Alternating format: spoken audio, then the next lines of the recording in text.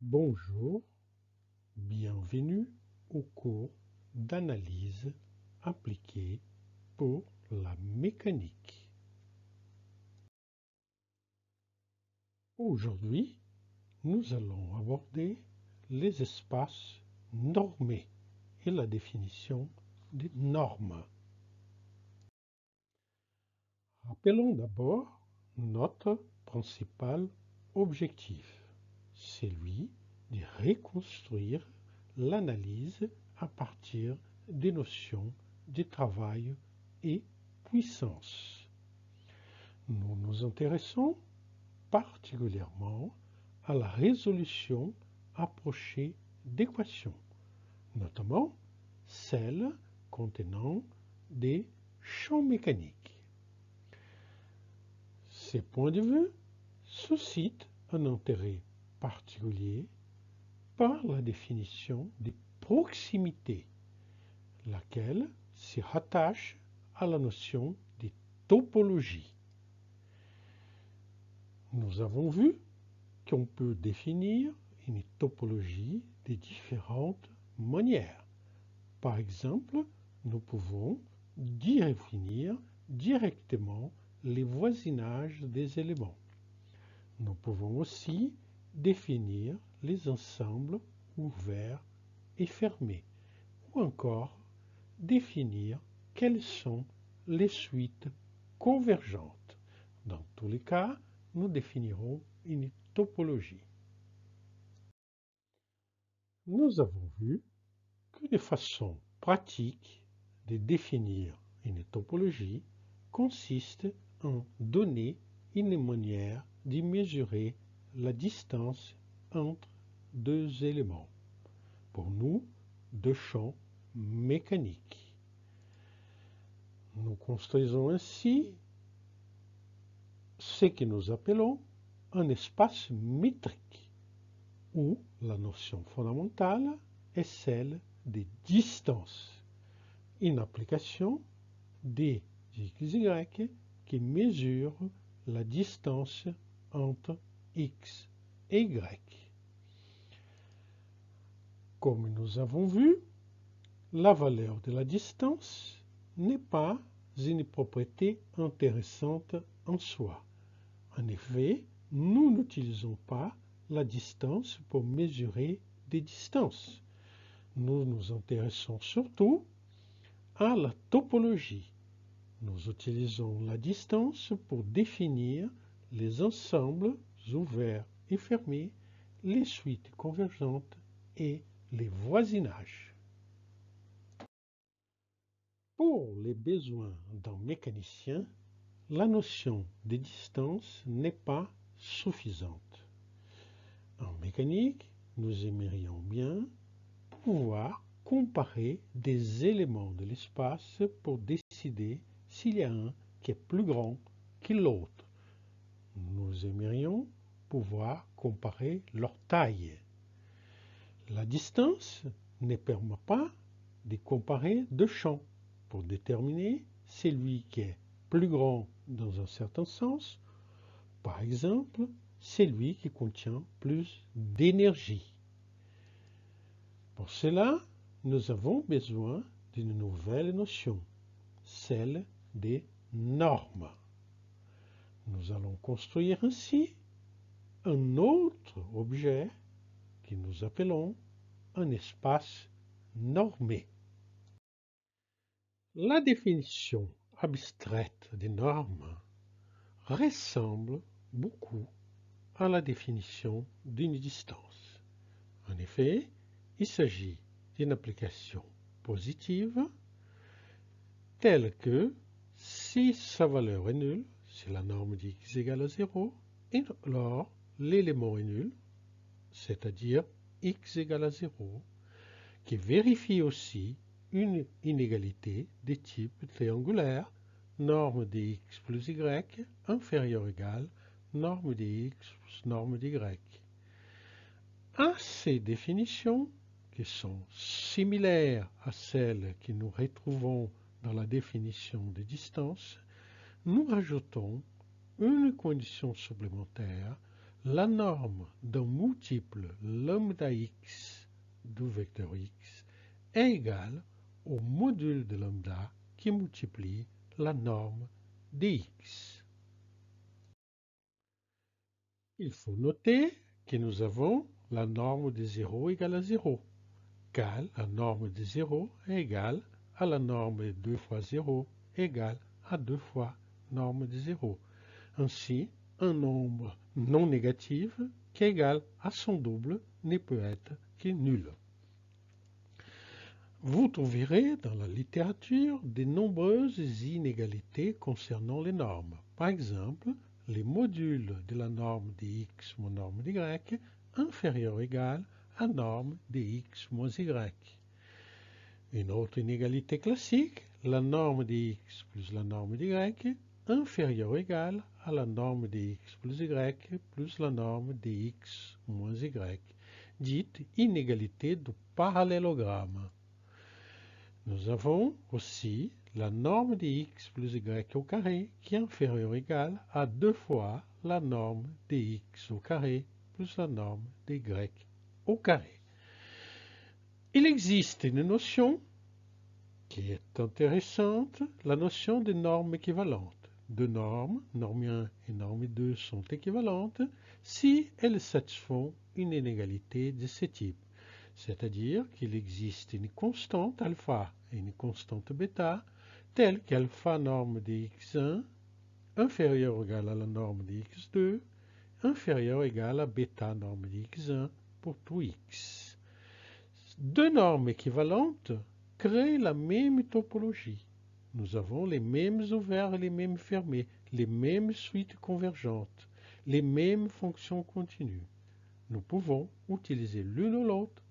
La topologie ne changera pas. La norme étant définie, nous pouvons définir une distance. La distance d'x, y est égale à la norme de x moins y. Nous avons donc une topologie. En ayant la distance, nous pouvons définir les suites convergentes, les ensembles ouverts et fermés et les voisinages.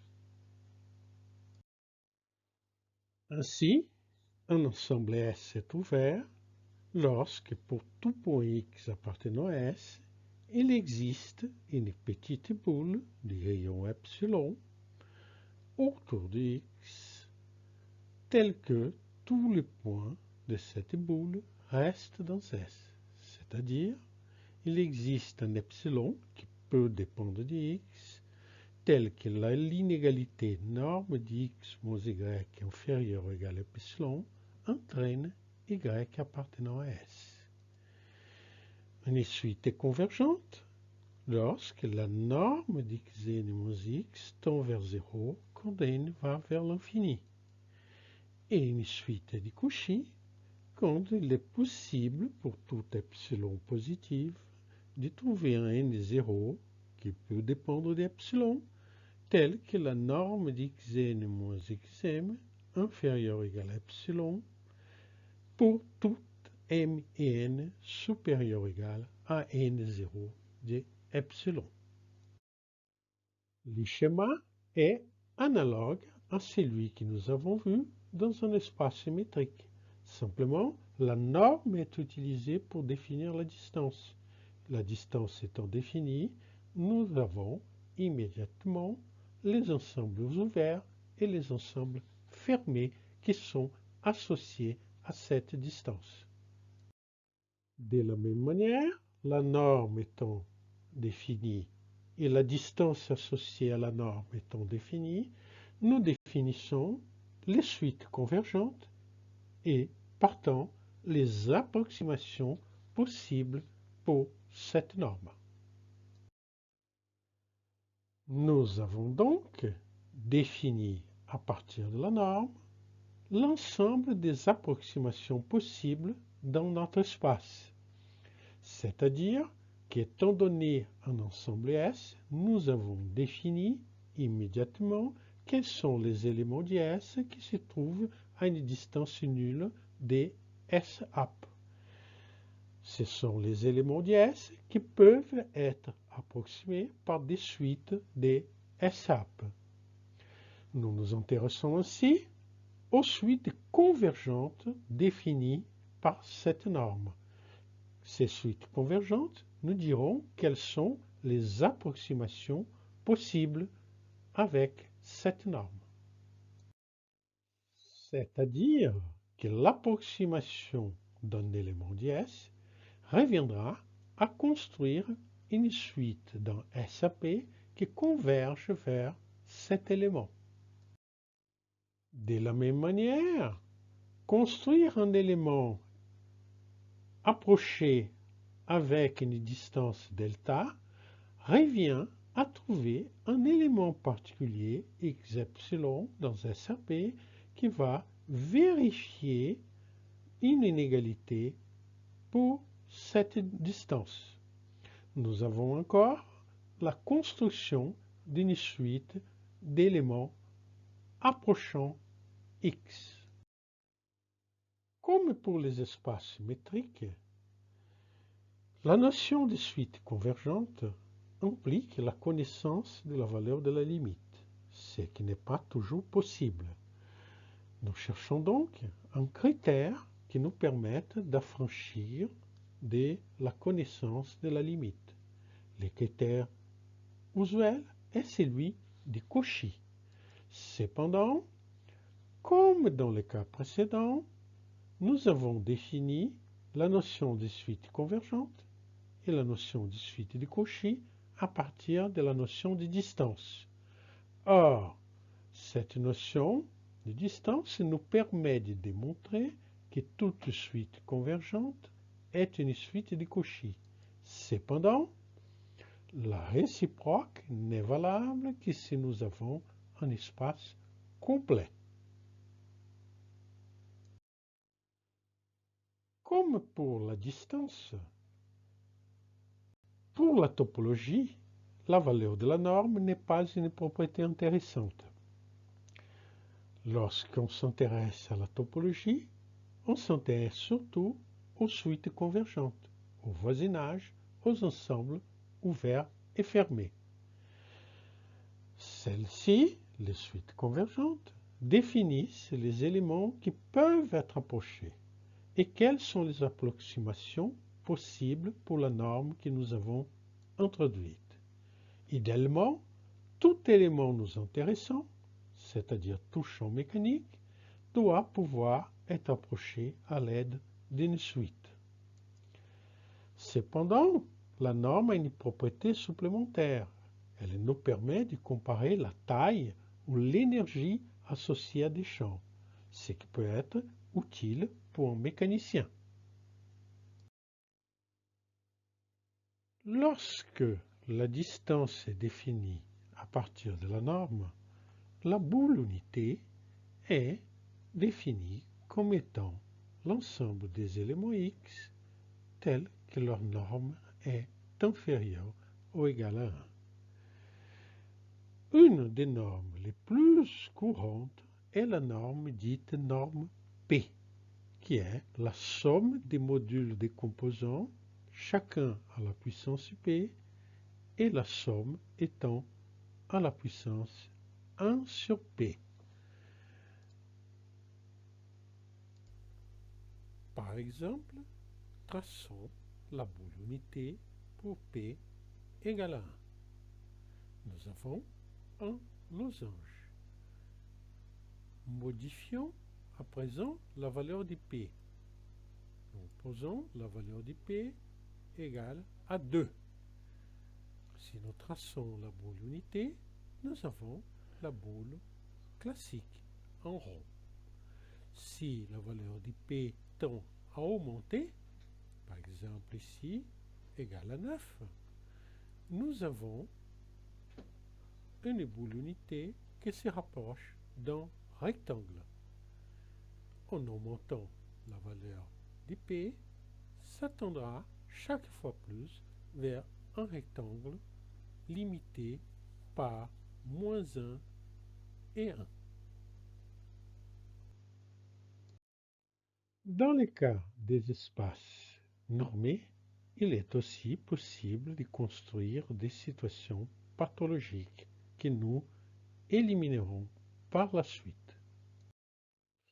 Il existe néanmoins d'autres risques et d'autres erreurs possibles lorsqu'on manipule des suites dans un ordinateur, notamment celles liées à la précision des calculs. Prenons comme exemple la suite xn plus 1 égale à a fois xn fois 1 moins xn. Cette suite converge soit vers 0, soit vers 1 moins 1 sur a.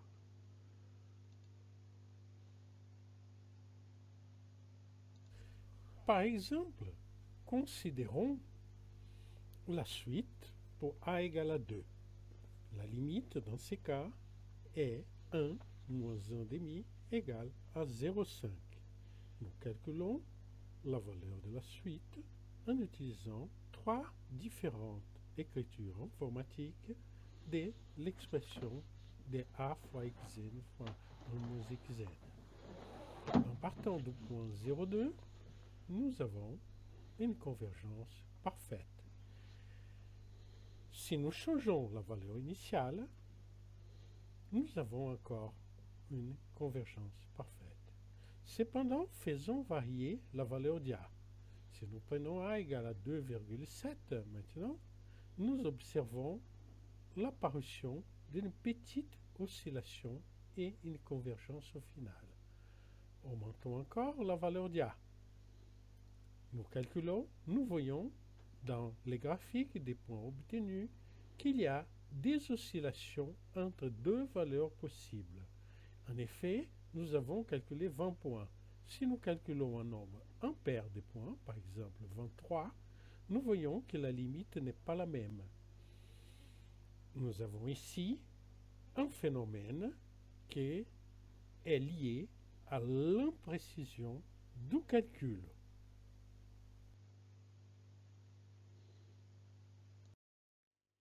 Il est courant de synthétiser cette difficulté dans un diagramme de bifurcation qui a l'allure suivante. Ces diagrammes sont souvent marqués par une constante dite la constante de Feigenbaum. Nous ne développerons pas ici une étude des bifurcations. En réalité, même des opérations en apparence simples peuvent poser des difficultés. Par exemple, l'opération x plus y moins x, dont le résultat mathématique est y, ne fournit pas forcément le résultat correct si les nombres x, y sont d'ordre de grandeur très différentes. Par exemple, considérons x égale à 10 à la puissance 20 et y égale à 10 à la puissance 10. Nous faisons les calculs en précision simple ou en précision double en utilisant deux expressions différentes. Dans la première, nous additionnons d'abord x, y, puis nous retranchons x. Dans la deuxième, nous retranchons x d'y et puis nous additionnons les résultats à x. Faisons les calculs. Nous voyons que le résultat est 0. Or, cette expression devait être égale à y, c'est-à-dire à 10 à la puissance 10. Étant donné la différence d'ordre de grandeur, l'ordinateur nous fournit un résultat erroné. En effet, il faut se souvenir que l'ordinateur représente les nombres réels sous la forme binaire. Partant, il ne travaille qu'avec des nombres entiers ou des nombres rationnels qui sont représentés sous une forme particulière. Nous avons donc des erreurs d'approximation et l'effet de ces erreurs d'approximation peut être significatif. Il existe bien entendu des normes qui nous indiquent quelles sont les précisions qu'on peut attendre d'un calcul. Il faut bien entendu en tenir compte lorsqu'on analyse les résultats d'un calcul. L'effet de ces petites erreurs peut être illustré dans une situation où devienne catastrophique avec une suite assez simple.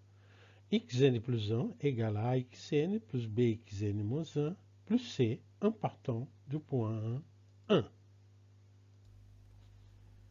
Supposons que nous avons réglé l'équation A, B, C de telle manière que la limite soit égale à 1. Par exemple, en prenant A plus B plus C égale à 1. Si nous partons des valeurs exactes, x de 1 égale à 1, x de 2 égale à 1, nous calculons, nous obtenons la valeur exacte. Cependant, si nous faisons une petite erreur de moins qu'un millième de la valeur de x1, nous calculons et nous obtenons un résultat complètement faux. Même une chaîne de calcul courte, avec très peu d'opérations, peut conduire à des erreurs catastrophiques. Prenons le cas de la suite xn plus 1 égale à 2nxn moins xn moins 1. Par exemple, prenons la situation décrite ci-joint, avec ces valeurs d'x1 et de x2. La valeur exacte de xn est égale à celle-ci. Cependant, notre calcul, très rapidement, donne un résultat faux. Ces exemples nous montrent qu'il faut maîtriser les effets des erreurs et des imprécisions. Qui plus est, au niveau théorique, nous devons trouver un espace de travail complet, car autrement, nous ne pouvons pas utiliser les critères de Cauchy. Il nous faut des critères de convergence qui n'exigent pas la connaissance a priori de la solution. Donc, nous devons construire des espaces complets dans lesquels nous pouvons maîtriser les effets des imprécisions. Pour aujourd'hui, nous allons arrêter ici. Merci. Au revoir.